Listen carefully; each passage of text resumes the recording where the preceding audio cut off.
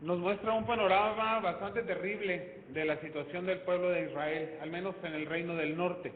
Nos habla de cómo el Señor ha llegado al límite, cómo después de enviar una y otra vez profetas para declararle a su pueblo cuál es su voluntad, para hacerle ver a Israel que su camino era completamente equivocado delante de los ojos de Dios, después de muchas pruebas, después de muchas situaciones, de hablar de distintas maneras a su pueblo, la palabra nos declara que el Señor llegó a la cúspide, al límite de su ira, y se descarga esta ira sobre el pueblo de Israel. El reino del norte es sitiado por el rey de Asiria, es tomada Samaria y todo el reino del norte cae delante de esta comunidad asiria. Y vemos que la mayoría de los problemas que están o han estado sucediendo en Israel tienen que ver con la forma en que los líderes del pueblo han llevado su gobierno. Es decir, desde que el pueblo de Israel determinó pedir delante de Dios reyes humanos, aquellos que gobernaran como lo hacían los demás pueblos sobre la tierra, que tuvieran reyes para que tuvieran el control sobre de ellos, las cosas vinieron de mal en peor. Sin embargo, no podemos culpar totalmente a los reyes. Son seres humanos, como cualquier otro ser humano, que tuvieron que tomar decisiones y que ciertamente las tomaron equivocadas. El problema del pueblo de Israel fue precisamente el que dejaron que hombres tomaran el papel que le correspondía a Dios. No debería haber sobre el pueblo de Dios otro rey que no fuese Dios mismo. Hay una anécdota de los principios del gobierno de los Estados Unidos. Sabemos que el primer presidente de los Estados Unidos fue George Washington, que cuando se le llamaba para tomar este cargo, lo que le ofrecieron no fue ser presidente, lo que le ofrecieron fue ser el rey de los Estados Unidos de América.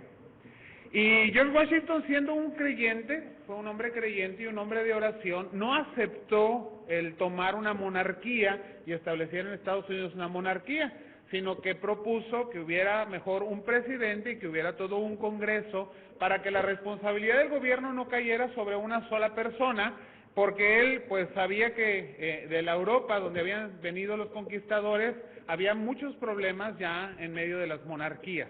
Y tomó la decisión de no aceptar.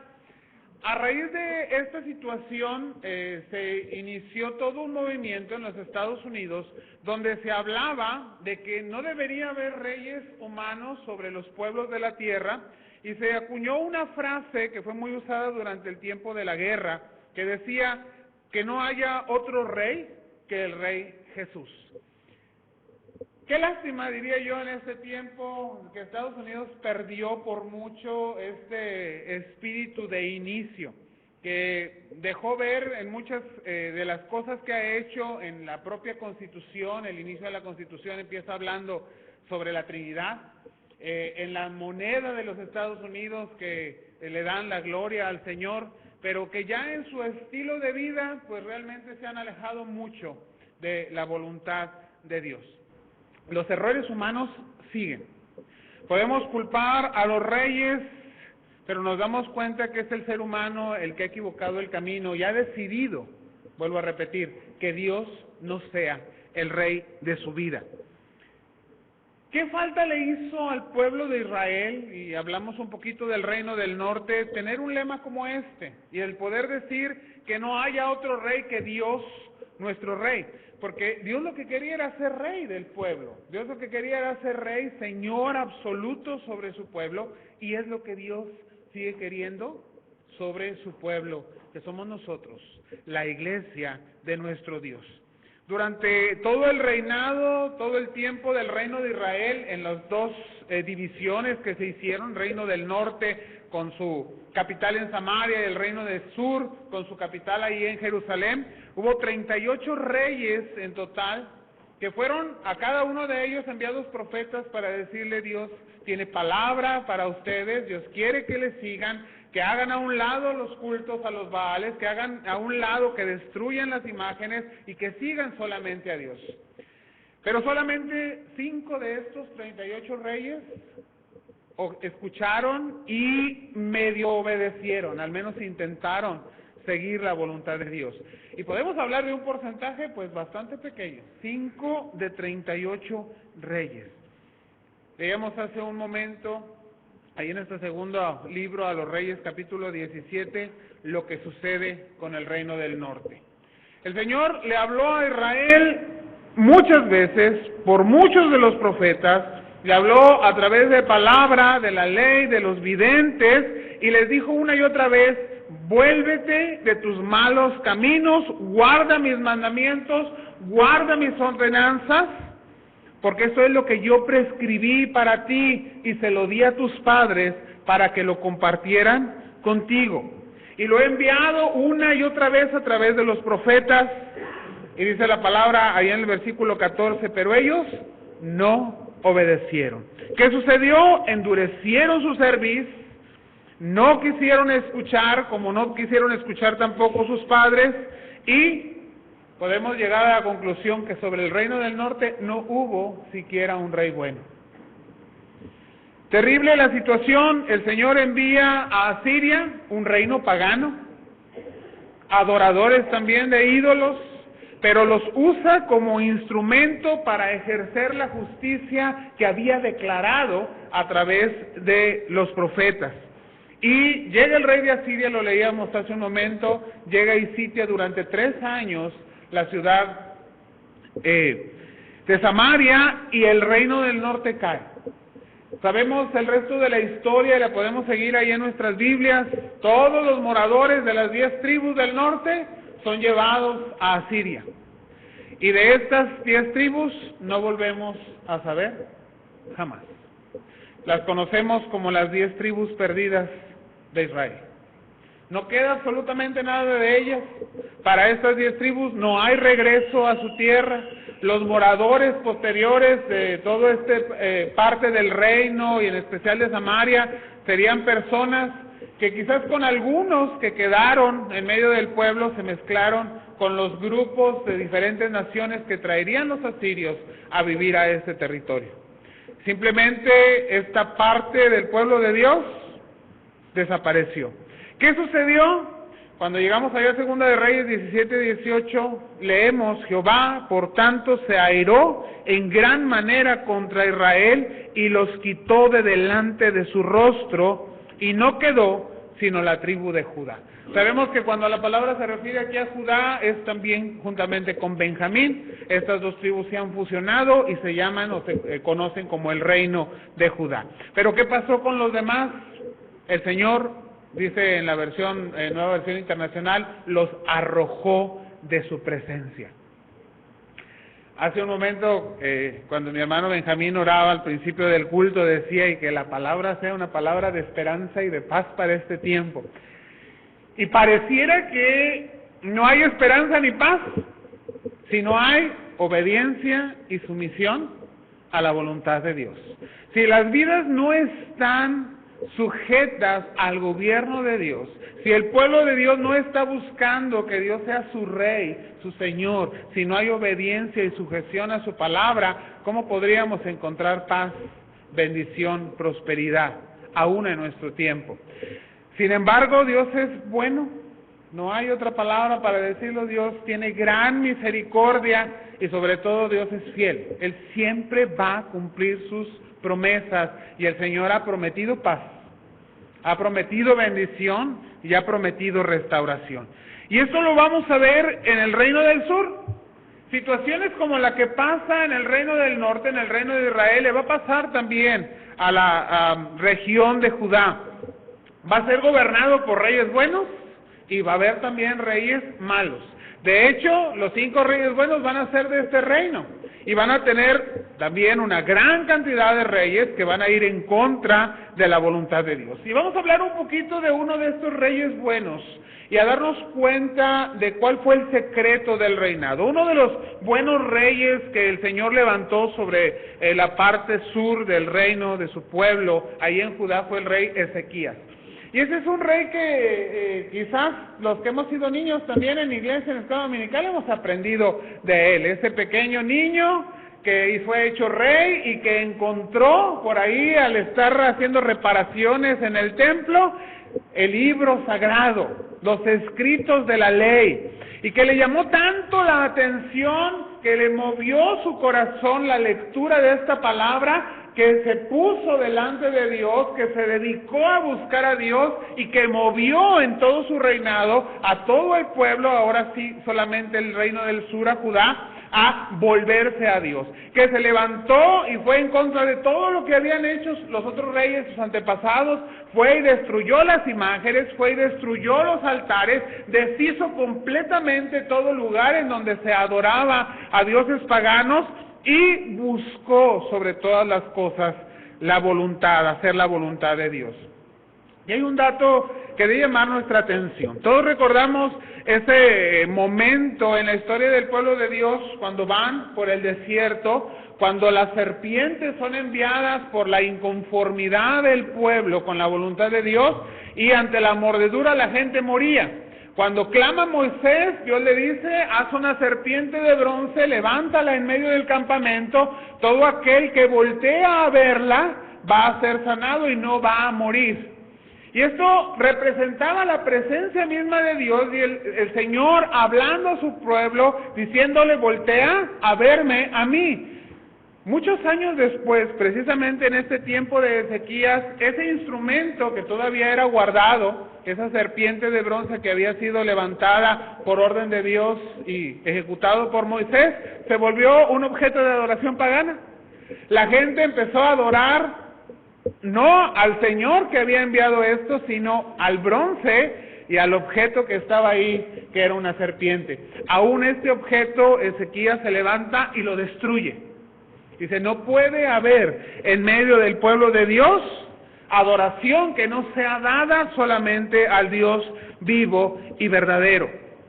Sin embargo, el proceso de castigo anunciado por los profetas de Dios había iniciado.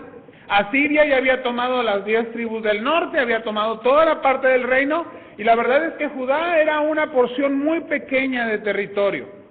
Detener a las grandes tribus, a los grandes ejércitos asirios no era nada fácil, y llegaron hasta Jerusalén. Rodearon la ciudad y se establecieron ahí. Y el rey asirio mandó uno de sus virreyes, que va y habla con Ezequías, primero en son, podríamos decirlo, de paz, aunque tener miles de soldados alrededor de la ciudad, pues no simbolizaba ninguna paz, ¿verdad?, para el corazón del rey y mucho menos para la ciudad. Y va y habla con el rey, este virrey asirio, y le dice, a ver, Ezequías, vamos a ponernos de acuerdo. El rey asirio ha enviado un mensaje para ti, dice, ríndete, rinde tu reino, rinde a tus súbditos, sujétense a la voluntad y nadie va a morir. Aquí no va a pasar nada si tú te rindes completamente. Debes de dejar de confiar en tu Dios. Y aquí hay un mensaje muy representativo del pensamiento pagano. Le dice este virrey asirio a Ezequías, no puedes seguir confiando en tu Dios. Mira lo que le ha pasado a todos los pueblos que han confiado en su Dios. Y empieza a darle una lista de los distintos reinos que han conquistado y de los dioses a los cuales ellos se han encomendado. Y dice, cada uno de ellos ha caído porque no hay Dios que pueda oponerse al rey de Asiria. No hay Dios que pueda oponerse al ejército asirio. Como Ezequías duda en darle la razón a este virrey, se voltea ahora y muy listo el rey de Asiria envía a alguien que hablaba hebreo para que pudiera comunicarse con todo el pueblo. Dice que este hombre levanta la voz y empieza a hablar en idioma hebreo al resto del pueblo que está alrededor de la muralla y les dice, dejen de confiar en su rey Ezequías y no crean que su Señor los va a salvar. No le crean a Ezequías que su Dios tiene poder para librarlos del ejército que está alrededor de la ciudad. Yo creo que para Ezequías debe haber sido un momento terrible. Toda la responsabilidad de lo que va a suceder en los siguientes días en esa ciudad, todos los pobladores, todas las aldeas, todos los poblados en el reino de Judá, en el reino del sur, ahora están bajo la decisión de Ezequías. Él tiene que decir, nos rendimos ante los asirios o les hacemos frente y les vamos a la guerra con ellos. Pero estas no eran las únicas dos opciones que tenía Ezequías, y creo yo que Ezequías tomó la mejor decisión. Ezequías decidió irse a su recámara, encerrarse y ponerse a hablar con su Señor.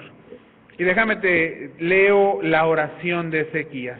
Y en su presencia oró así: Señor, Dios de Israel, entronizado sobre los querubines, solo tú eres el Dios de todos los reinos de la tierra. Tú has hecho los cielos y la tierra. Presta atención, Señor, y escucha. Abre tus ojos, Señor, y mira. Escucha las palabras de Sanaquerib. Ha mandado decir para insultar al Dios viviente. Es verdad, Señor, que los reyes asirios han asolado todas estas naciones y sus tierras. Han arrojado al fuego sus dioses y los han destruido, porque no eran dioses, sino solo madera y piedra, obra de manos humanas. Ahora pues, Señor y Dios nuestro, por favor, sálvanos de su mano, para que todos los reinos de la tierra sepan que solo tú, Señor, eres Dios. Y Dios manda a Isaías, y aquí entra en escena uno de los grandes profetas de Dios. Dios envía a Isaías a hablar con el rey Ezequías y le trae la respuesta de Dios en medio de esta situación. Y Dios le da palabra a Isaías para que le diga al rey: no te preocupes, Jerusalén está asegurado, no va a caer ante el ejército de Asiria porque se han atrevido a insultar el nombre de Dios. Y esa misma noche, sin que se levante una sola espada, sin que ningún hombre de guerra agarre ni un casco o un escudo, el Señor entra enviando su ángel en medio del campamento del ejército asirio, y 185,000 soldados no vuelven a despertar a la siguiente mañana. Así que cuando el virrey se levanta y empieza a ver que en el medio del campamento de todo el ejército asirio solo había gente muerta, acostados en sus lechos, simplemente ya no despertó ninguno de los soldados. Lo que hizo fue levantar los poquitos que habían, sobre todo siervos que llevaban, porque los soldados murieron, recoger sus cosas o las que pudieron recoger y regresarse a Asiria. Y nunca más volvió a Asiria a levantarse en contra de Judá. Opciones, hermanos, a las que el Señor nos enfrenta. Este rey pudo haber dicho: me rindo ante los asirios, y estaría dando un mensaje totalmente equivocado, porque había dejado de confiar en Dios y les había dado la razón y decir que su Dios no podía defenderlos como no lo habían hecho los dioses falsos con los otros pueblos. Pudo haberles hecho frente, hacerse el valiente, levantar su ejército, y hubiera sido una catástrofe, porque le superaban en número por muchísimo el ejército asirio y era un ejército poderoso. Pero tomó la mejor opción: confiar en Dios, postrarse delante de Él, clamar a Él y ver lo que Dios tenía que hacer. Yo creo que esa es una gran enseñanza para cada uno de nosotros. Tiempos difíciles estamos viviendo, y el mensaje de paz y de esperanza por el cual oraba mi hermano está precisamente en confiar en Dios, en poner mis cargas, mis luchas, mis guerras en las manos de Dios y decir: Señor, solamente tú eres Dios, solamente tú eres Rey, a nadie más voy a servir, tú eres el que pelea mis batallas. Sin embargo, sabemos más adelante en la historia bíblica que al final también el reino de Judá cae. Y vemos que a pesar de que el rey Ezequías trata de hacer todas las cosas para agradar a Dios, tiene que llegar un momento en su vida en que esta termine. Y aunque hubo un momento en que bajo enfermedad el Señor le añade 15 años de vida todavía más, al final tuvo que morir. ¿Quién le sucede en el trono? Su hijo Manasés. Y Manasés fue todo lo contrario de su padre. Manasés fue uno de los reyes más perversos que se levantaron en medio del pueblo de Dios. ¿Qué hizo este rey Manasés? Volvió a construir todos los altares que había destruido su padre, volvió a levantar todos los lugares falsos de adoración, volvió a poner imágenes de Baal y de Acera por todos los poblados, y se atrevió aún a levantar imágenes dentro del templo dedicado a Dios en Jerusalén. Terrible situación. El enojo y la ira de Dios se manifiestan. Aún en el atrio del templo construyó altares a los astros del cielo. Y ahí fue y llevó a su gente y los hizo adorar a los astros en el lugar de la adoración a Dios. Dice la palabra que aún se atrevió a tomar a uno de sus hijos y arrojarlo al fuego como forma de adoración pagana, como lo hacían los cananitas. Y por todo esto hizo irritar, hizo que se despertara la molestia, el enojo santo de nuestro Dios. Sabemos el resto de la historia. El Señor levantaría Babilonia para venir. Ya no vendrían los asirios. Él prometió que no caerían bajo los asirios. Pero vino Babilonia, sitió Jerusalén y cayó delante de ellos. Narra la palabra que este rey Manasés fue llevado. Le pusieron un gancho en la nariz, como hacen con los animales, y de ahí lo pusieron una cadena y se lo llevaron caminando. Fue humillado después de no buscar a Dios y ir totalmente en contra de Él. También el Señor le había enviado palabra a Manasés, también el Señor le dio palabra a Isaías, y le habló muy claramente y le dijo: has provocado la ira de Dios. Pero también el Señor nos habla en el profeta Isaías de que Dios no puede faltar a sus promesas. Él prometió muchos siglos antes que levantaría un reino eterno, que levantaría descendencia de David, que se sentaría perpetuamente en el trono, y que de la descendencia de este pueblo levantaría bendición para todas las familias de la tierra. Y Dios no puede olvidar sus promesas. El Señor ciertamente ha permitido que ahora Judá caiga, que sea llevado al exilio, pero el Señor tiene esperanza para su pueblo. Y también a través del profeta Isaías va a hablar. Y ahí en Isaías capítulo 14, porque a veces no asociamos, a veces no somos muy conscientes de que el tiempo de la profecía de Isaías es un tiempo específico en medio del pueblo de Dios, en medio de esta situación por la que está pasando Judá. Y Dios habla a Isaías para que lleve palabra a su pueblo, una palabra de esperanza. Dice Isaías 14 en sus primeros 2 versículos: porque Jehová tendrá piedad de Jacob y todavía escogerá a Israel y lo hará reposar en su tierra. Y a ellos se unirán extranjeros y se juntarán a la familia de Jacob y los tomarán los pueblos y los traerán a su lugar. Y la casa de Israel los poseerá por siervos y criadas en la tierra de Jehová, y cultivarán y cautivarán a los que los cautivaron y señorarán sobre los que los oprimieron. Estas palabras en medio de un pueblo que está siendo asolado, que está siendo llevado al exilio, son palabras de esperanza. Son palabras de restauración. Dios les está diciendo: sí, en este tiempo van al exilio, en este tiempo la ira de Dios está sobre ustedes, pero Dios es fiel. No va a permitir que ninguna de sus promesas caiga, y los va a hacer regresar, y los va a volver a poner en lugar de honor. Pero además agrega el Señor una porción más adelante ahí en Isaías 14, que es bendición no solamente para la descendencia de Jacob y para la tribu de Judá, sino para cada uno de nosotros. Isaías 14, 26 y 27. Este es el consejo que está acordado sobre toda la tierra, y esta la mano extendida sobre todas las naciones.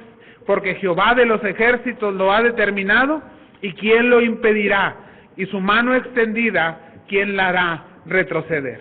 Ya en esta porción de la palabra se reafirma la bendición a todas las naciones de la tierra y se habla de cómo ahora está extendido el poder de Dios, la mano de Dios, para bendecir y para restaurar no solamente a Judá, sino para que esta bendición se extienda a todas las familias de la tierra.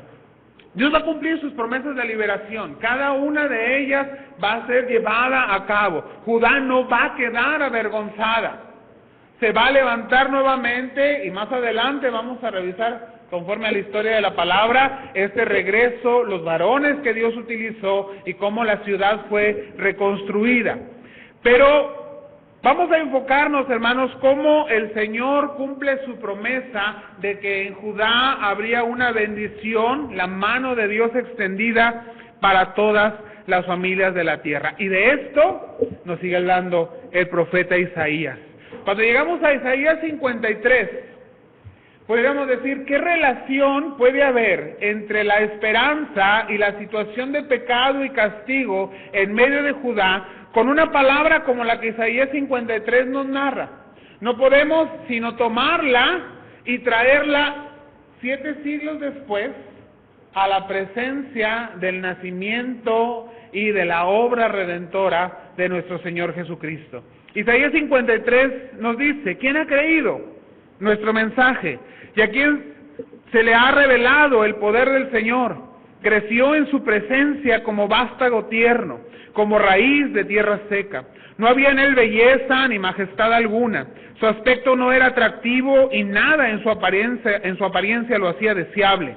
Despreciado y rechazado por los hombres, varón de dolores, hecho para el sufrimiento. Todos evitaban mirarlo, fue despreciado y no lo estimamos. Ciertamente Él cargó con nuestras enfermedades y soportó nuestros dolores, pero nosotros lo consideramos herido, golpeado por Dios y humillado. Él fue traspasado por nuestras rebeliones y molido por nuestras iniquidades. Sobre Él recayó el castigo, precio de nuestra paz, y gracias a sus heridas fuimos sanados.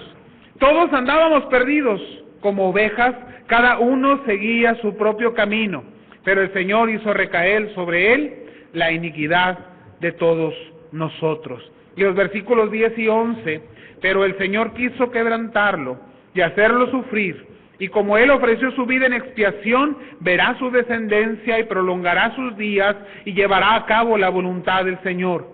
Después de su sufrimiento verá la luz y quedará satisfecho. Por su conocimiento, mi siervo justo justificará a muchos y cargará con las iniquidades de ellos. Yo creo que cuando el pueblo pudo leer una palabra como esta, para ellos no había sentido. Gracias a Dios por su misericordia, para nosotros esta palabra tiene un sentido de plenitud, de salvación, de gracia, de consuelo, de esperanza y de paz que Dios manda para cada uno de nosotros. No habría ninguna duda de que esta palabra de Isaías 53 se refiere a nuestro Señor y Salvador Jesucristo, el que fue herido por nuestra culpa, el que pagó el precio de nuestra falta y de nuestro pecado, aquel que fue molido por cada uno de nosotros, que entregó su vida como el precio de nuestra paz. ¿Queremos un mensaje de paz y de esperanza? Ese es Jesucristo. La promesa del Dios vivo y eterno, diciendo que sus ovejas no pueden ser arrancadas de su mano. Que aquellos que Dios ha determinado sean su pueblo, no se pueden perder. Que el Señor tiene poder suficiente y misericordia plena para otorgar salvación, aún a pesar de nuestra falta y de nuestro pecado. Ciertamente irritamos a nuestro Dios porque Él es santo y justo cuando vamos en contra de su voluntad y pecamos. Y habrá consecuencias, siempre habrá consecuencias. El Señor enviará de una u otra manera palabra para reconvenir nuestro camino, para hacernos cambiar nuestro sendero, y muchas veces sacudirá nuestra vida y nos dirá, he estado hablándote, he estado enviando palabra a tu vida, quiero que cambies y vengas nuevamente a mi presencia. Y cuando como el pueblo de Israel simplemente no escuchamos, o como lo veíamos en la pequeña obra que presentaban Lili y Abby, no entendemos, no ponemos atención o nos dedicamos a una cosa diferente en lugar de captar el mensaje de Dios, también el Señor puede enviar castigo. Pero tenemos seguridad plena de que en Cristo hay esperanza. La palabra nos dice que el Señor vino a darnos una vida y una vida plena, una vida abundante. Y tengo que decir que a veces los cristianos nos quejamos, sí nos quejamos, y decimos, ¿dónde está esa vida abundante? ¿Por qué no tengo la plenitud, Señor, que tu palabra declara? Y la respuesta es sencilla, vida tenemos asegurada. La plenitud está en que el Señor sea nuestro Señor. No hay obediencia, no hay sujeción a la voluntad de Dios, no hay humildad al reinado de Cristo, no habrá plenitud de vida. La salvación en Cristo está declarada. Él ha puesto sobre ti y sobre mí el sello de su Espíritu. Pero en esta tierra no veremos plenitud si no hay obediencia al reinado de nuestro Señor. ¿Qué tenemos que hacer? La aplicación es muy sencilla. Tenemos un reto que no es sencillo. Vivir en la práctica de este lema. No hay otro rey que nuestro Rey, nuestro Señor, Jesucristo. Jesús nos exhorta a que busquemos, Mateo capítulo 6, versículo 33, el reino de Dios y su justicia. Y dice, todo lo demás es añadido. Hay que buscar primeramente el reino de Dios y su justicia. ¿Qué tenemos que hacer como iglesia hoy, en este tiempo, en medio de todas las situaciones que nos toca vivir como pueblo en México, para que en nuestro país reine Cristo como Señor? Tenemos una gran responsabilidad. Tenemos un llamado de Dios a salir, a predicar, a no conformarnos a este siglo, a transformar nuestro pensamiento, a usar los dones que el Señor nos ha dado por medio de su Espíritu, las capacidades que ha puesto en cada uno de nosotros para salir, proclamar, y no solo proclamar, sino también demostrar que nuestra vida está gobernada por el Rey, y el único Rey es nuestro Señor Jesucristo. Tenemos que orar. Mucho tenemos que orar por nuestro país, mucho tenemos que orar por nuestra ciudad, mucho hay que orar por esta comunidad. Pero en medio de esa oración nuestra voz se tiene que levantar para proclamar el trono de Cristo en nuestras vidas. La palabra en oración no tendrá el efecto pleno mientras nuestra vida no declare el reinado de Cristo con nuestros hechos, con nuestros actos de vida, con lo que está pasando como consecuencia de la fe en medio del pueblo y en nuestro quehacer diario. Y poner en práctica este lema: no hay otro rey que nuestro Rey Jesucristo. La sujeción a la voluntad de Dios, la sujeción al reinado del Señor, al reinado de Cristo, es la única respuesta que traerá mensaje de paz y que traerá mensaje de esperanza para este tiempo y para todos los tiempos, hasta que el tiempo termine y la gloria eterna del Señor reine en medio de su pueblo. Tú y yo somos parte de ese pueblo, tenemos un lugar el cual el Señor fue a preparar para nosotros, pero ese tiempo de la plenitud en la presencia de Dios aún no llega. El Señor es el único que sabe cuándo. Dios tiene el tiempo y Él sabrá en qué momento se va a manifestar. Mientras tanto, tú y yo tenemos responsabilidad. Mostremos con nuestra vida, con nuestro pensamiento, con nuestros hechos, que no hay otro rey, que solamente Dios reina, que Jesucristo tiene el trono en tu vida y en la mía. Vamos a orar. Señor, tú eres Rey Todopoderoso, Señor de señores.